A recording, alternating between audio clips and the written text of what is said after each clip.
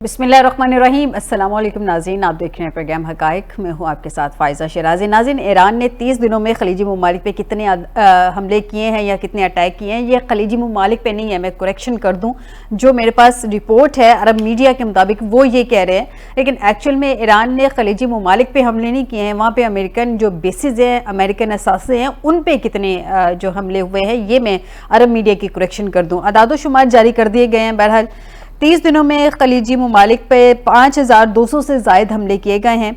अरब media के मुताबिक गुज़िश्ता एक माह के दौरान सऊदी दिफाई निज़ाम ने 57 मिज़ाइलों और 1006 ड्रोन्स को मार गिराया है। कुवैत पर ईरान ने 309 बैलिस्टिक मिज़ाइलों 616 ड्रोन से हमले किए हैं। इसके अलावा कतर पर ईरान ने 206 मिज़ाइलों 90 ड्रोन और 2 जंगी तैयारों से हमले किए।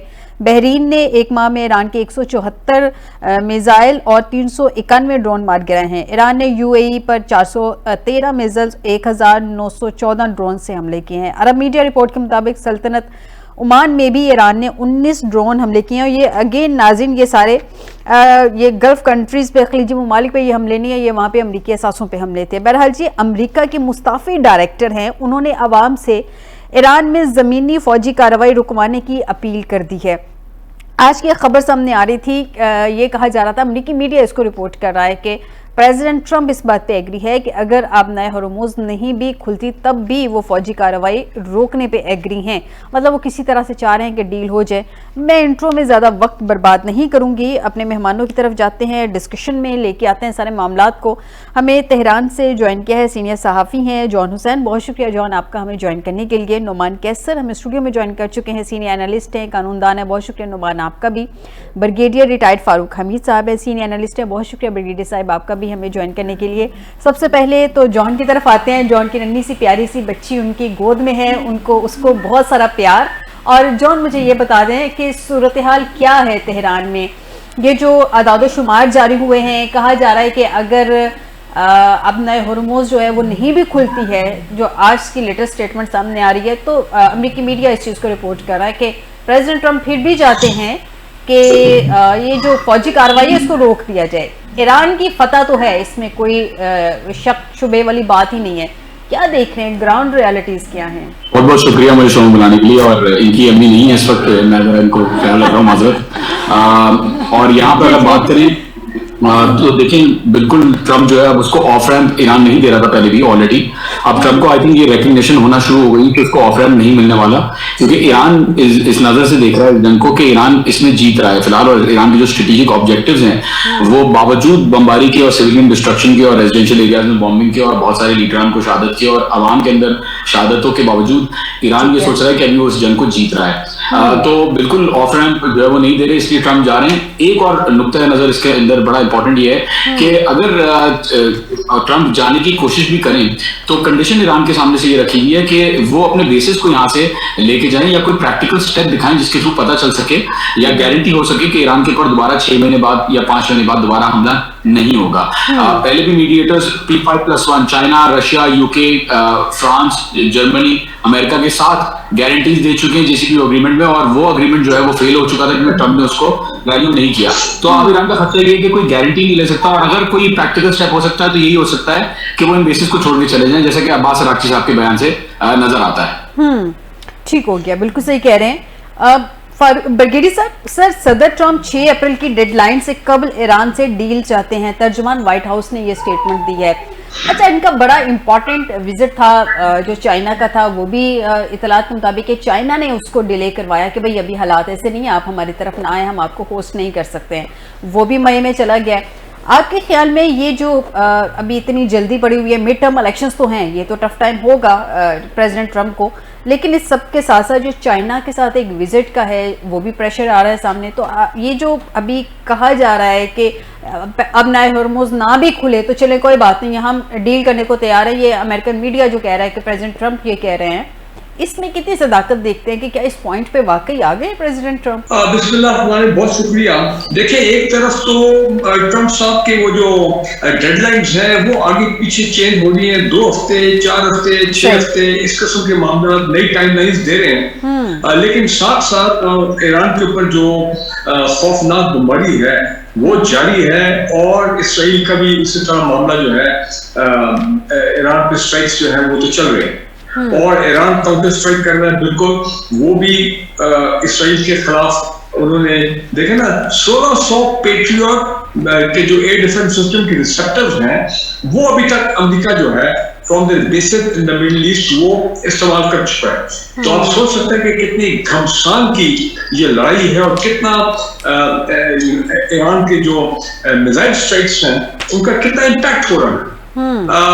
बात यह है कि अगर कोई बड़ी डेवलपमेंट हुई है तो वो यही है जो पाकिस्तान में मुलाकात हुई है तुर्किया, सऊदी अरेबिया और इजिप्ट के फॉरेन मिनिस्टर, और फिर आज जो चीन गए हैं, कल बल्कि चले गए थे इसाक डार साहब और Chinese prime minister foreign minister को मिले, और वहां से भी मैं सुन रहा था कि वो 5 पॉइंट का जो है एक इलामिया भी जारी हुआ है जिसमें बात वही है कि जनाब ये बंद की जाए, फौरन तमाम हॉस्टिलिटी सीज की जाए।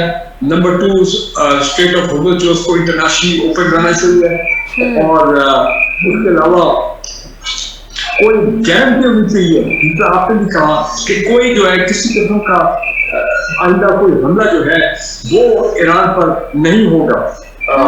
अब ये जाहिर बात है गारंटी जो है अगर चाइनीज बीच में इन्वॉल्व हो जाए, जिस तरह लग रहा है कि अब चाइनीज जो है वो बीच में इन्वॉल्व हो रहे हैं, तो मेरा ख्याल है कि शायद इसमें सुपर पावर शायद उसमें कुछ बेहतरी जो है वो आ जाए। तो मैं कहना ये चाह रहा हूँ कि इस वक्त एक बड़ी फ्लूइड सिचुएशन है।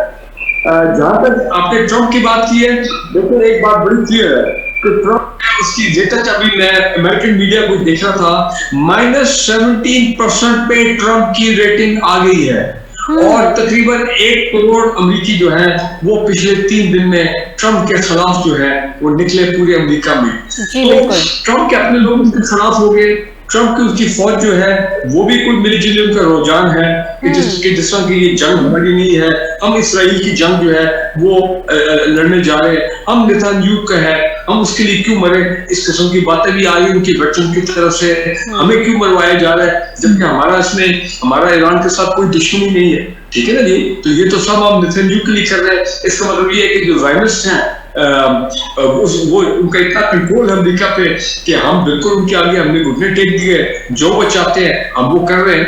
तो इस किस्म के मामला भी बहुत आगे, ठीक है। तो साथ उनका जो एम्फीबियस लैंडिंग फोर्स है, उनकी मरीन्स है, वो बिल्कुल यूएसएस ट्रिपली वो बिल्कुल मैदान में बहुत जल्द तकरीबन पहुंचने वाले हैं। उनके एयरबोर्न ट्रुप्स जो है वो भी मैदान में आ रहे हैं। तो एक तरफ वो उनकी पॉस्चरिंग है ट्रम्प की कि ये स्ट्रेट ऑफ हॉर्मुज़ के लिए क्या किया जाए, इसको कैसे इसको काबू किया जाए उनके ऑयल फील्ड्स के ऊपर, और दूसरी तरफ ये जो बातचीत चल रही है, मैं फिर से आना चाहता हूँ, देखें इस वक्त ये चारों ममालिक जो है बेसिकली इंक्लूडिंग पाकिस्तान, ये जो यहाँ पे हुआ है, ये एक नया ग्रुप है, जो कि लॉबी ग्रुप जो कि इमर्ज हो गया है मिडिल ईस्ट में, वेरी बात लेड बाय पाकिस्तान। और तारीख के हवाले से लिखा जाए तो ये चारों प्रो अमेरिकन है, इस पे भी लोगों को इतराज है।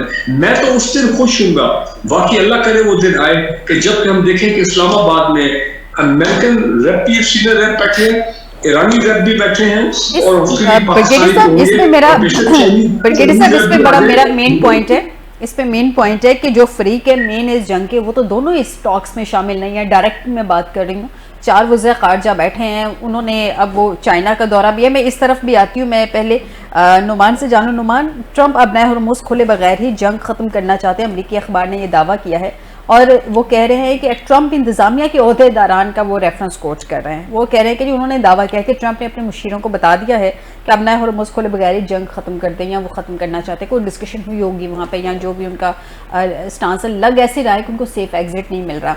अब उनको जैसे तैसे इजराइल घसीट के तो ले आया, अब ईरान ने जिस तरह से उनको टका के जवाब दिया वो एक्सपेक्ट नहीं कर, वो वेनेजुएला वाली सिचुएशन देख रहे थे कि वहाँ पे 2-4 दिन की गेम है, रजीम चेंज हो जाएगी, आयतुल्लाह साहिब को शहीद कर देंगे तो मामला चेंज हो गए, अवाम कंट्रोल में ले। अवाम तो बिल्कुल भी खड़ी हो गई अपने रजीम के साथ, वो तो अगेंस्ट नहीं गई, मामला निकल गया प्रेसिडेंट ट्रम्प के हाथ से। अब क्या देख रहे हैं कि इस लेवल तक आए बगैर, यानी कि वो अपनी जो 15 उन्होंने शराइत रखी थी, इट मीन्स कि वो ज़ीरो हो गई ना, अगर आप नए हॉर्मुज़ ही नहीं खुलनी, वो इस कंडीशन को भी अगर माइनस कर रहे हैं तो।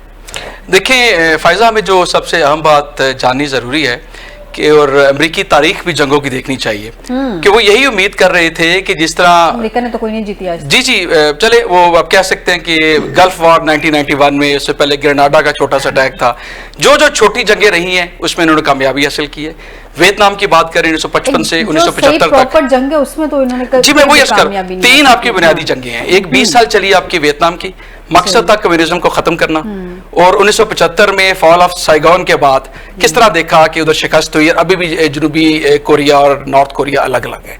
अफगानिस्तान की बात करते हैं, मकसद था टेररिज्म को खत्म करना, अलकायदा को खत्म करना। जल्द आपने उधर इन्वेजन करके कब्जा कर लिया, लेकिन 20 साल बाद क्या नतीजा हुआ? जो ही आप निकले आपकी बनाई हुकूमत भी कोलैप्स कर गई। इराक को देखें, ऐसे लगा कि 3 हफ्ते में इन्होंने इन्वेजन करके 1,60,000 फौजी ऑन ग्राउंड था, फुल स्केल वॉर, ठीक है, लेकिन उसके बाद 8 साल तक उसके सियासी निजाम को नहीं कर सके, चला नहीं सके। सो नाकामियां हमें नजर आ रही है। लेकिन देखिए, you have to understand, Iran is not Vietnam, Iran is not Iraq, Iran is not Afghanistan. आपने बुनियादी चीजें देखनी है। 85 मिलियन का ये मुल्क है। इसकी जो बुनियादी बातें देखें, ऑयल का इसके पास तो एक बहुत बड़ा हथियार है। इसकी जोग्राफिक पोजीशन, जो स्टेट ऑफ हरमुज की हम बात कर रहे हैं, ये वो चीज जो कि ना इराक के पास थी, ना अफगानिस्तान के पास थी, ना वियतनाम के पास थी। पूरी दुनिया की इकोनॉमी को उन्होंने बिल्कुल स्टैंड स्टिल कर दिया हुआ है, ठीक है। उसके बाद इनका जो एक नेटवर्क है रीजनल, हिजबुल्लाह का देख लें, होजीज का देख लें, इराकी मिलिशियाज देख लें, अपना हमास भी मौजूद है। और तीसरी इनका जो मिसाइल और ड्रोन नेटवर्क है, ठीक है, ये बड़ी ही अहम चीजें हैं जो कि ईरान को इससे पहले वाले जो ममालिक है जिससे अमेरिका ने लड़ाई मोल ली, उनसे मुख्तलिफ करते हैं। देखिए, अमेरिका को आदत है, अमेरिका आता है, एक इब्तदाई फतह लेता है, अटैक करता है, मुल्क को तबाह करता है, उसके बाद ग्राउंड इन्वेजन करता है, मुल्क पे कब्जा कर लेता है। उसके बाद तवील अरसे तक आपकी एक गुरिल्ला वारफेयर चलती है, और उसके बाद कुछ अरसे बाद सियासी दबाव होता है और अमेरिका इनखला कर जाता है। तो ईरान में भी वो कोशिश करेंगे, लेकिन ईरान में इतना आसान नहीं होगा ग्राउंड इन्वेजन, जो कभी बातें चल रही हैं। नहीं, बिल्कुल, अगर ज्योग्राफी सूरत हाल देखे तो वो तो बिल्कुल इम्पॉसिबल लग रहा है कि वो ईरान में आके बूट्स ऑन ग्राउंड में कामयाबी हासिल कर सके, तो बिल्कुल भी नहीं लग रहा। जी मैं बिल्कुल यही अर्ज कर रहा हूँ। लेकिन वो अब जो बात हो रही है कि नेगोशिएशंस हो रही हैं, जब नेगोशिएशंस होती हैं तो दोनों पार्टियां अपने स्टेक्स हाई करने की कोशिश करती हैं, ताकि ज्यादा बार्गेनिंग पोजीशन बेहतर करके ज्यादा जो चीजें उस नेगोशिएशन से हासिल कर सके। तो इसी वजह से आप देखेंगे, जब ये so called indirect negotiations, Iran ने तो कह दिया कि हम कोई नेगोशिएशन नहीं कर रहे डायरेक्ट, लेकिन पाकिस्तान का जो इसमें किरदार है वो काबिल सताइश है कि जिस तरीके से सब ममालिक के साथ राब्ता करके, एक तरफ से अमेरिका के साथ भी राब्ता है, ईरान के साथ भी राब्ता है। ओवरऑल देखूं ना, नुमान, मैं आपकी तरफ आती हूँ। जॉन, मैं ओवरऑल देखूं, सूरत हाल वाकई ये बनती है कि ईरान का जो है वो ट्रस्ट नहीं करना बनता। पहले भी एक दफ़ा टॉक्स चल रही थी तो इजराइल ने अटैक कर दिया, जून 2025 की बात करें। अगली दफ़ा भी ऑलमोस्ट नेगोशिएशन चल रही थी जो कि कामयाब हो गई थी, तो भी अटैक कर दिया गया। तो ईरान का ट्रस्ट करना बनता नहीं है। लेकिन एक बैरून मुल्क मुकीम है, मारूफ ईरानी दानिशवर वली नसर, आप उनको जानते होंगे। उन्होंने दावा किया है कि ईरान ने अमेरिका के साथ किसी भी डील की सूरत में पाकिस्तान से जमानत तलब की है। कुछ ऐसी इंफॉर्मेशन है आपके नॉलेज में? देखिए, जिस सीनियर ऑफिशियल ने बयान दिया था प्रेस टीवी के थ्रू जो रिलीज हुआ था, और उस बयान से 3 घंटे पहले मैंने अपने ट्विटर पे भी लगा दिया था कि बयान आने वाला है और इसके अंदर क्या डिमांड होंगी। उस सीनियर ऑफिशियल ने ये भी कहा, 3 बातें उन्होंने कही। नेगोशिएशन की बात करके डोनाल्ड ट्रंप पहली बात जो करना चाह रहा है वो ये करना चाह रहा है कि वो ऑयल प्राइसेस को कंट्रोल करना चाह रहा है और मार्केट को डी-डॉलराइजेशन को कंट्रोल करना चाह रहा है। दूसरी चीज ये है कि डोनाल्ड ट्रंप अपना एक पीसफुल विजन जो है वो दिखाना चाह रहा है, अपने आप को एज अ पीस मेकर, जो उसकी नोबेल प्राइज की जो ख्वाहिश है उसको पूरा करने की भी कोशिश कर रहा है कहीं, और अपनी आवाम को भी सेटिस्फाई करने की कोशिश कर रहा है। तीसरी चीज जो है वो ये है कि अमेरिका एक बहुत बड़ा हमला प्लान कर रहा है ईरान के ऊपर, whilst playing the negotiating game, और इसीलिए निगोशिएशंस की बात वो कर रहे हैं। बहुत अच्छी बात है, पाकिस्तान ने बहुत अच्छा किरदार निभाया और निभाना चाहिए, लेकिन ईरान जब तक प्रैक्टिकल स्टेप्स नहीं होते तब तक ईरान कुछ भी नहीं करेगा। और गारंटीज की जहां तक बात रही, ईरान चाइना की गारंटी या रशिया की गारंटी पे भी नहीं आएगा, क्योंकि पहले जब P5 जो सिक्योरिटी मेंबर्स हैं, permanent members of the security council, जब उन्होंने जर्मनी के साथ जो गारंटीज दी JCPOA एग्रीमेंट में, जब उसको तोड़ दिया तो क्या गारंटी कौन किसकी दे सकता है, ये तो ईरान को पता है कि ऐसा नहीं हो सकता। तो अभी तक ईरान का स्टांस यही है कि बेसिस खाली करें, फिर इंशाल्लाह फ्लेक्सिबिलिटी, फिर इंशाल्लाह सीज फायर, फिर इंशाल्लाह सारी चीजें जो है वो आगे बढ़ सकती हैं। लेकिन इस वक्त जो है वो ईरान जंग को देख रहा है कि वो लीड कर रहा है इस जंग को और वो कंट्रोल कर रहा है। जॉन, ईरान इसमें नो डाउट कि अब जितने भी पत्ते हैं वो ईरान के हाथ में, कार्ड्स बड़े ईरान के स्ट्रॉन्ग हैं और जंग को वो लीड कर रहा है अपने हिसाब से, वो उसको टर्न भी कर सकता है। प्रॉब्लम ये है कि ट्रस्ट उसको नहीं करना चाहिए। मैं तो इस बात से एग्री करती हूँ, मेरे ख्याल में सारे इस बात से एग्री करते हैं पैनल में जितने भी मौजूद हैं कि ईरान को ट्रस्ट नहीं करना चाहिए। लेकिन कहाँ जाके मामलात रुकेंगे? कुछ ना कुछ तो पॉइंट होगा ना जिस पे जाके बात होगी आपके ख्याल में। आप क्योंकि वहाँ पे हैं, लोगों की भी राय आप जानते हैं, वो क्या सोच रखते हैं, वहाँ की अपनी जो हुकूमत है उसकी भी आप राय आपको ज़्यादा अच्छे तरीके से अंडरस्टैंड करते हैं कि वहाँ की क्या सोच है पाई जा रही है। कोई तो टर्निंग पॉइंट होगा कि अब नए हॉर्मोन्स नहीं खुलनी, ट्रस्ट नहीं करना, ठीक है। अगर यहाँ से बेसिस खत्म हो जाती हैं तो क्या ये ट्रस्ट किया जा सकता है? और इस बात की क्या गारंटी होगी कि कल को बेसिस दोबारा वापस नहीं आएगी? मतलब कोई तो गारंटर होगा ना बीच में। तो ईरान किस पे ट्रस्ट कर रहा है? अगर बेसिस आज अमेरिका खाली करना शुरू कर देता है कुछ मुल्कों में, और एक मुल्क मैं पहले ही बताता आ रहा हूँ कि एक मुल्क जो है वो टर्न होगा और आपको नजर आया कि इराक जो है वो टूट चुका है, एक और मुल्क टूटेगा अमेरिका के खिलाफ और साइंस उसके बड़े क्लियर हैं। तो ये होने वाला है मेरे ख्याल में।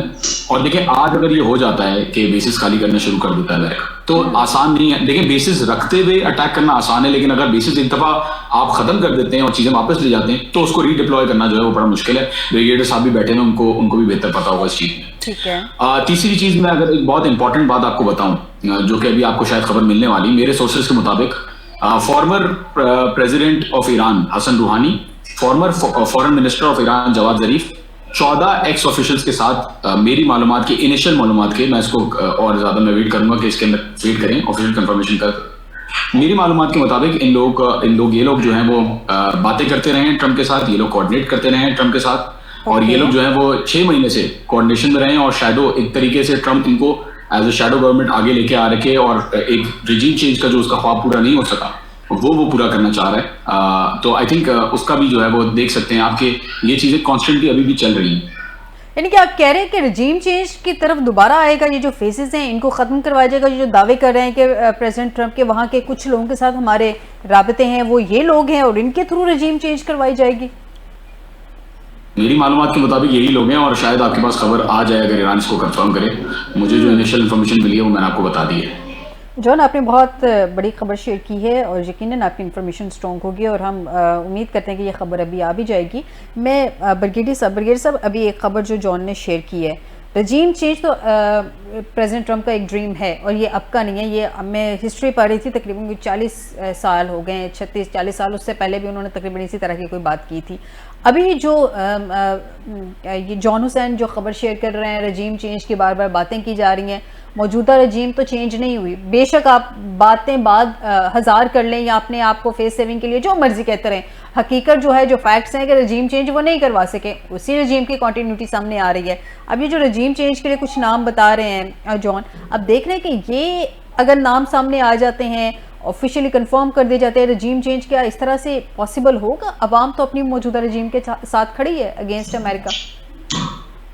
देखिए जी, बात बड़ी क्लियर है, वो इस किस्म की रजीम चेंज नहीं चाहते कि जिसमें कुछ मॉडरेट्स जो है वो सामने आ जाए, क्योंकि अगर मॉडरेट जो है माजी के अगर वो सामने आ भी जाते हैं तो बेसिक तो उनका मकसद अमेरिका का ये है ना, और इसराइल का कि ये जो इस्लामिक रेवोल्यूशनरी रजीम है, यानी कि इस्लामिक रेवोल्यूशन जो लेके आए थे 79 में, ये पूरा मामला जो है इसको खत्म किया जाए और शाह फरान के दौर की जिस वक्त हुकूमत थी, pro Iran, pro west, pro Israel, उस किस्म के लोगों को लेके जाए और ये रेवोल्यूशनरी सोच के लोग जो है ये चले जाए। इस्लामिक रेवोल्यूशनरी गार्ड कैसे हो सकता है कि मॉडरेट लोग हों लेकिन नीचे इस्लामिक रेवोल्यूशनरी गार्ड हैं, उनका तो माइंडसेट ही बिल्कुल डिफरेंट है। और दूसरी बात, इराक से फाइनली 2 दिन पहले मैं खबर पढ़ रहा था, इराक से अमेरिकन फोर्सेस जो है वो निकल रही है, ये निकल गई है।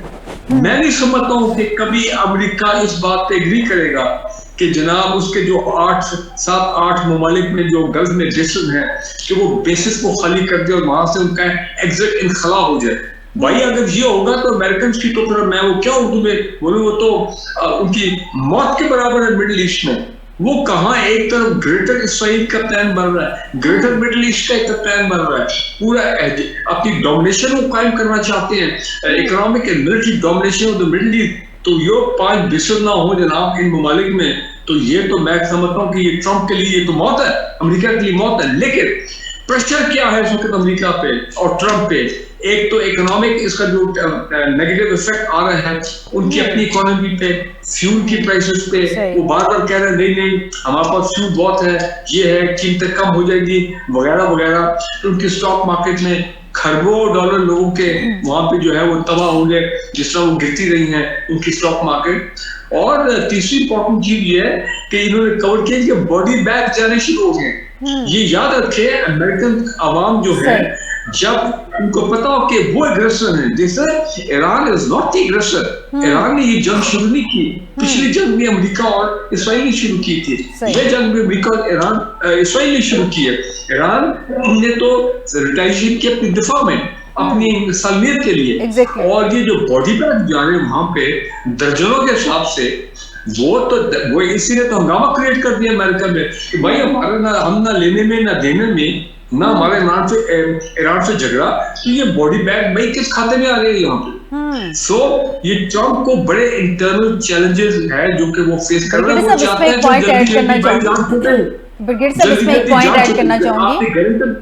जी जी, आपने गारंटर की बात की, ये मेरा पॉइंट सुन ले, गारंटर की बात की। देखिए वो सबको मालूम है, इसराइल को भी, अमेरिका को, कि ईरान के और चीन के साथ बड़े अच्छे इनके ताल्लुकात हैं, उसको खुफिया भी आप कहें, जैसे भी कहें। और इस जंग में बिल्कुल इसमें कोई शक नहीं है कि चीन ने जरूर मदद की होगी ईरान की। ये जो प्रिसीजन एयर स्ट्राइक्स होनी है, मिसाइल स्ट्राइक्स होनी है, जो F-35 जहाज भी गिराए जा रहे हैं, आपके ख्याल में अमेरिका सोच सकता था उनके साथ ये होगा? ईरान की ठीक है मिसाइल पावर है, ड्रोन पावर है, लेकिन वो जो खास किस्म की कैपेबिलिटीज हैं, इलेक्ट्रॉनिक जैमिंग का, अपना ये साइबर वॉरफेयर और स्पेस का मामला, ये सारे, ये तो फिर जाहिर बात है चीन ने इस वक्त डोमिनेट करता है दुनिया में। So my point is this के मैं तो उस दिन का इंतजार कर रहा हूँ, फिर मैं कहूंगा जब यहाँ पे बैठे हों अमेरिका और ईरान आमने सामने। इसराइल को तो आप भूल जाए, लेकिन वो भी एक फैक्टर है। इसराइल तो कभी नहीं चाहेगा जंग रुके, चाहे उनकी तबाही होगी, बर्बादी होगी वहां पे। लाखों इसराइली मुल्क छोड़ के चले गए हैं, उनके जो यंग लोग हैं वो फौज में कंस्क्रिप्ट नहीं होना चाहते, they don't want to join the forces। और हिजबुल्लाह ने देखिए क्या किए भाई, वो कह रहे हैं कि पहली मर्तबा हुआ है इसराइल की तारीख में कि जनाब वो नॉर्थन इसराइल में हिजबुल्लाह कितने किलोमीटर अंदर आ गए, उन्होंने अपने झंडे लगा दिए और वो ठीक ठाक अपना वो हमले कर रहा है, मार रहा है इसराइली डिफेंस फोर्सेस के टैंक्स को भी। 100 से ज्यादा टैंक तबाह कर दिए, उनके कितने सोल्जर मार दिए कि उनको 10-10 हेलीकॉप्टर ले जाने पड़े इसराइलीज को अपनी डेड बॉडीज को इवैक्यूएट करने के लिए। सो बड़ी बुरी हालत है उनकी भी। अब वो इस जंग से वो एग्जिट चाहते हैं। और एक मैं लास्ट बात कर दी, कल जो इस्फहान के बड़ा सेंसिटिव जगह है, वहां पे जो उन्होंने स्पेशल बंकर बस्टर बॉम्ब लगाए हैं, लेकिन जिस तरह के हमने वीडियो देखी है, बड़ा दिल खराब भी हुआ है कि ये तो वही किस्म की इमेज है, वीडियो है, और जो मशरूम क्लाउड बना है।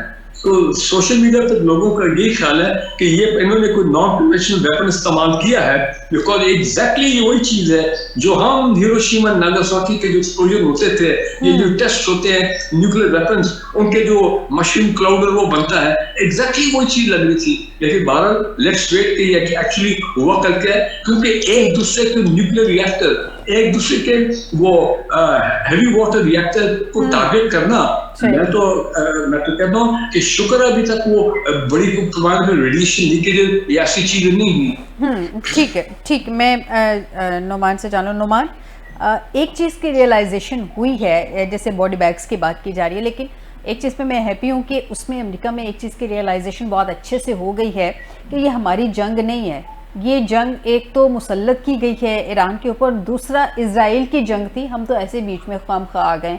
तो इसके ये जो रियलाइजेशन है, ये एक बहुत बड़ी रियलाइजेशन है वहाँ की आवाम के लिए। और अगर आवाम अगेंस्ट खड़ी हो जाती है, जो कि खड़ी हो गई है, आने वाले दिनों में हम देखेंगे कि मज़ीद मुजाहिरे होंगे, तो अगर आवाम में ये रियलाइजेशन हो गई है तो ये एक बहुत बड़ा, ये भी ईरान की बहुत बड़ी फतह है कि अमरीकी आवाम में ये रियलाइजेशन होना। दूसरा, ये जो कहा जा रहा है ट्रूप्स हैं, हम वो जजीरे पे कब्जा कर लेंगे, प्रैक्टिकली पॉसिबल लगता नहीं है। चलें किसी भी तरीके से आप एक सेकंड के लिए हम सोच लेते हैं कि भी वो हम वहाँ पे पहुँच गए, इसके ट्रूप्स पहुँच गए, फौज पहुँच गई, लेकिन उसके बाद वो उसको मतलब सरवाइव कैसे करेंगे वहाँ पे तो खाने पीने की अशिया भी नहीं होंगी, चीज़ें, हथियार कैसे पहुँचेंगे, सारा कुछ होगा कैसे। तो ये जो प्लानिंग कर रहा है अमेरिका, आपके ख्याल में ये पैनिक होकर प्लानिंग चल रही है, या जैसे एक जख्मी होता है तो वो किसी भी हद तक जा सकता है, उसको कहा जा सकता है डेस्परेट है, ये क्या है, ये प्लानिंग बूट्स ऑन ग्राउंड्स की तो समझ नहीं आती है। देखिए, जहाँ तक आपके पहले सवाल का ताल्लुक है कि अमेरिकी अवाम ने इस चीज़ का एहसास किया है कि ये अमेरिका की अपनी जंग नहीं थी, ये इजराइल की जंग है, और वो खड़े हो गए हैं इस चीज़। जी जी बिल्कुल। लाखों के तादाद में लोगों को कहा जा रहा है कि वो स्ट्रीट्स पे निकल आए हैं, और ट्रम्प की, जैसे अभी ब्रिगेडी साहब ने फरमाया कि रेटिंग उसकी -17 पे जा चुकी है। तो देखिए, हमने माजी में भी ये देखा कि कोई भी मुल्क उस वक्त तक जंग में नहीं जा सकता, और अगर चला भी जाए तो कामयाबी हासिल नहीं कर सकता जब तक उसकी फौज, उसकी हुकूमत के पीछे उसकी आवाम ना हो। कुछ अरसे के लिए आप ये लड़ाई चला सकते हैं। बेशक आप देखते हैं कि अफगानिस्तान में भी एक हद तक जब मामला शुरू हुआ, लाखों की तादाद में लोगों ने उस वक्त भी एहतजाज किए, लेकिन अमेरिका ने उस मामले को लिंगर ऑन किया तो 2021 में आके क्या हुआ, आपको मुंह की खानी पड़ी, आपने मुल्क छोड़ा, पीछे से आपका रजीम तबाह हो गया। सो ये भी चीज, इस चीज का एहसास होना। देखिए, ये कोई ऐसी चीज नहीं है कि उधर का एक पढ़ा लिखा शख्स, आवाज आ रही है, कोई पढ़ा लिखा शख्स जो अमेरिका का है वो इस चीज को पहले ही ना जानता हो। क्योंकि देखिए, ये जो ईरान रजीम चेंज की बातें हैं, ये तो 1979 के रेवोल्यूशन की आप बात कर रहे हैं, जब इस्लामी इनकलाब आया उसके बाद से अमेरिका तैयारी कर रहा है। वो तो ये चाहता है, लेकिन ये जो मैंने 3-4 तब्दीलियां पहले बताई हैं कि ईरान की जोग्राफिया, इसका एक सिस्टम, इसकी आबादी, ये सारी वो चीजें थी जो किसी भी जी शऊर जो सदर है अमेरिका का, उसको इस चीज की इजाजत नहीं दे रहे थे कि वो ईरान पे इन्वेजन करें।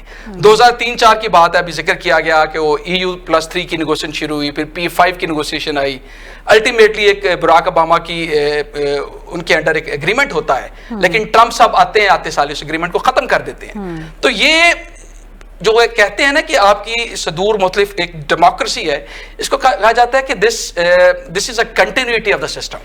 तो नजर नहीं आता अमेरिका में, खास तौर पर पाकिस्तान की तो चले एक अलग बात है। जो सदूर नए आते हैं, पिछले सदूर की पॉलिसी थी ईरान के बारे में कि वो इसको कंटेन करेंगे, इसके जो न्यूक्लियर एक निज़ाम है उसको एक सिस्टम के अंदर लेके आएंगे, NPT के निज़ाम के अंदर उनको रखा हुआ था। ट्रम्प साहब आते हैं, सारे सिस्टम से बाहर निकलने की कोशिश करते हैं। तो उधर की अवाम इससे खूब वाकिफ है कि कौन सा सदर किस हक में जा रहा है, और उधर वो कहते हैं ना डेमोक्रेसी, हमारी तरफ से बिलावल साहब कहते हैं democracy is the best revenge. तो ये अगले इलेक्शन में, अब ट्रम्प साहब वैसे भी थर्ड टाइम आ नहीं सकते, लेकिन वो अपने इलेक्शन में जवाब देंगे। जहां तक आपका दूसरा सवाल है, मुझे तो ट्रम्प साहब के मिड टर्म इलेक्शंस में खतरे में, जी ये बल्कि इससे पहले ये इंपॉर्टेंट चीज है कि अगर कांग्रेस में मेजॉरिटी आ जाती है इनकी दूसरी जमात है डेमोक्रेट्स की, तो वो इम्पीच करने का भी सोच सकते हैं। बल्कि ऐसा लगता है कि सारी सूरत-ए-हाल में जो अवाम के सेंटिमेंट है, हर आइलैंड पे मैं जरा मुझसे सी बात कर देता हूं जो आपने जिक्र किया है। हर आइलैंड को बेशक कब्जा करना को मुश्किल नहीं होगा, लेकिन असल इश्यू में है कि क्या अमेरिका उसको सस्टेन कर पाएगा, that is the main question. बिल्कुल, सस्टेन करने का बहुत बड़ा इशू है। मुझे एक ब्रेक की तरफ जाना है, ब्रेक से वापस आएंगे तो जॉन हुसैन से जानेंगे, बाकी पैनलिस्ट से भी इस पर डिस्कशन रहेगी कि ईरान की कैपेसिटी कितनी है, स्पेशली मिसाइल के हवाले से अगर मैं जानना चाहूँ कि वो कितने अरसे तक मजीद इस जंग को कंटिन्यू रख सकता है, क्योंकि 2 से 4 हफ्तों की बातें की जा रही हैं अमेरिकन मीडिया के मुताबिक। तो क्या ये सारी चीज़ें इतना ईरान सस्टेन कर लेगा, इतना कंटिन्यू रख सकेगा इन सारी चीज़ों को, इतना स्टैंड कर जाएगा? इस ब्रेक के बाद